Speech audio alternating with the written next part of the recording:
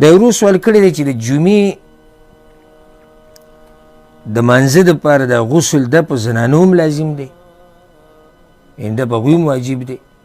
الجواب اول خو دا مسله اختلافي دی چې د جمعې د مانځه دپاره غسل واجب دی او که نه دی.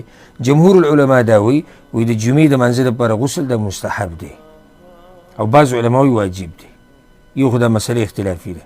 دویمه دا خبره یاده کوي دا غسل مشروع دی او کول پکار دی. د جمعې د مانځه دپاره غسل کول پکار دی د هر هغه چا دپاره چې څوک د جمعې د مانځله راځي.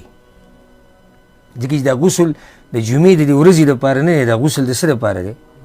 دا غسل د مانځه دپاره دی.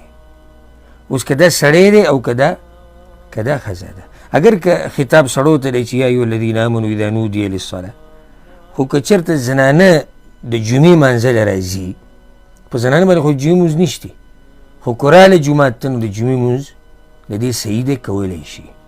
اوس یو زنانه راله جمعې مانځله نو دې لپاره مشروع دي چې دا غسل وکړي او هغه آداب په ځان کې راولي کوم چې د جمعې د مانځه دپاره پکار دي.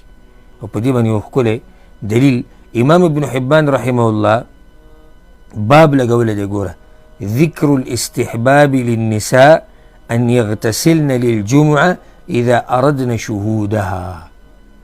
وی که چېرته زنانې اراده لري چې جمعې مانځله راشي نو د هغوی دپاره هم غسل مستحب دی. بیا په دغه باب لاندې حدیث راوړی عبدالله بن عمر چې پیغمبر صلی الله علیه وسلم وایي من اتى الجمعه من الرجال والنساء فليغتسل. څوک چې د جمعې مانځه راځي که سړی دی او که ښځه ده نو څه دې وکړي؟ غسل دې وکړي. من الرجال والنساء د زیادت کې اختلاف دی. امام ابن خزیمه، امام ابن حبان او بیهقي راوړی دی او اختلاف دی د علماو منځ کې چې دا زیادت په دې حدیث کې صحیح دی او که نه. خو امام نووي رحمه الله د دې تصحیح کړی او دا زیادت صحیح دی. نو که دا روایت نه وي د عامو دلایلو نه دا خبره واضح ده او بیا چې ورسره دا دلیل هم راشي نو خبره واضح شوه که زنانه چېرته د جمعې منځله راځي نو غسل د هغې لپاره مستحب دی چې وکړي. والله اعلم.